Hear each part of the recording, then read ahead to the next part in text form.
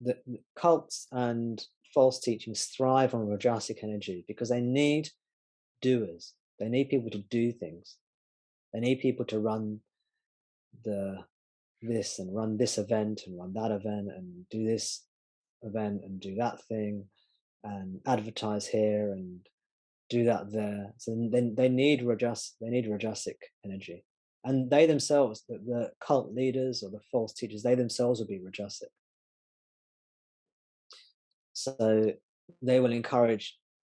It's actually can be very, very helpful if you're tamasic to be in these groups, as Mm. long as it's relatively benign, as long as the group isn't too harmful, because they will lift you out of your tamas. You know, and so if you are in one of these sorts of groups that isn't too harmful, it can be very good to get you out of tamas into rajas. But you're right, Ron. The true teacher makes you feel sattvic or peaceful, and with peacefulness, the thoughts reduce. The amount of things you do, the frenetic activity, the neuroticism reduces, and the urge to do things and to do more and more reduces as well. So you don't need to sort of post lots of leaflets out about your group's events. You don't need to create loads of online seminars. You don't need to tour the globe. You don't need to travel to Paris and Milan and New York and Buenos Aires and share the teachings. You know, it's not like that at all. It's quite the reverse. It's just being.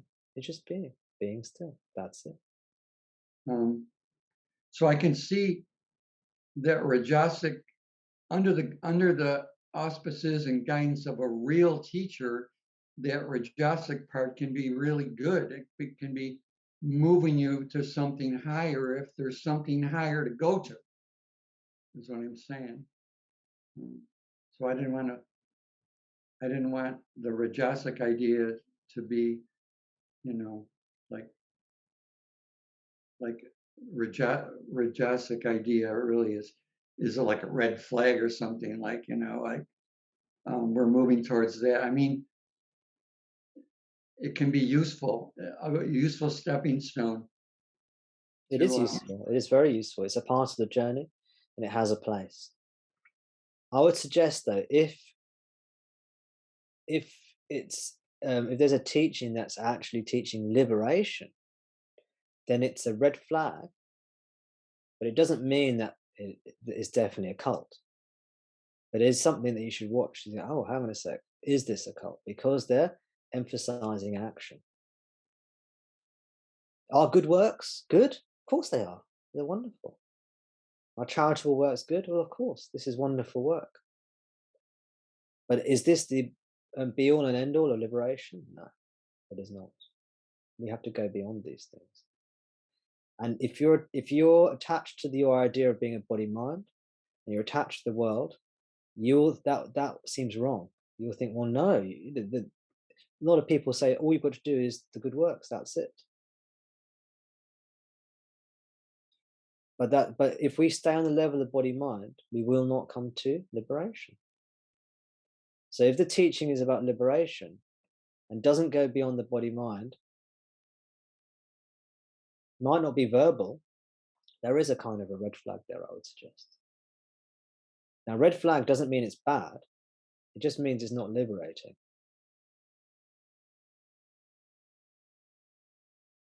The question is, what makes it a cult? What makes it a false teaching? yeah. Thank you. No, thank you. Yeah. Anyone else? Oh, Elias, hello. I didn't see your hand raised there. You've got a. Yes. Hello, Tom. Yeah. Yes, I thought I could really relate to everything you said and everybody said. My feeling is that, in a way, every path is the right path for everybody because they feel attracted to it and they like have to do it. If you would try to hinder them forcefully, perhaps it wouldn't be a good idea. On the other hand, it is great to have a clear teaching, but if you can't understand it, but perhaps something in you understand something of it also. So, And it's what I agree with as well, is that we all have our own journey. yes. And there's that journey from tamas to rajas, which is from negativity to positivity. And that's an important part of the journey. It can look very different for different people. Yes. And then there's a journey from rajas to sattva, which is just becoming more and more peaceful. That side of the journey looks fairly similar for everyone. It's just becoming more still, more peaceful. You start becoming more interested in being around nature, being quiet, being by yourself. Before, you wanted to be in a community and around people and have lots of music and lots of pictures because you're looking for rajas, because you're still tamasic. There's nothing wrong with that. That's an important part of the journey. That's an integral part of the journey. But then there comes a point where the tamasic energy goes and you're left with all this rajasic energy, and you see how this too is delusion and distorting. And you start to value being by yourself, value peace, value wisdom, silence, meditation. You calm down and you go towards sattva. So you've got the journey from tamas to rajas, step 1, then from tamas to sattva, step 2. As you become more peaceful, more tranquil, more meditative, more mindful, wiser, you see this too is distorting. You see this too still isn't satisfactory. This is still dukkha. Dukkha means suffering. And then you go beyond that too. From the gunas are all sarguna. Sarguna means with gunas. So all these gunas, tamas, rajas, sattva, they're all gunas, they're all maya, they're all objective phenomena, they're all energies of maya. So eventually even sattva is distorting and dukkha, unsatisfactory. So eventually you have to go beyond sarguna and go to nirguna. So you find that the realized teacher is nirguna. Nirguna means beyond name and form.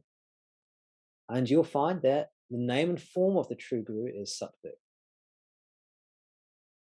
Almost always sattvic. Because to get to nirguna, you have to go through sattva.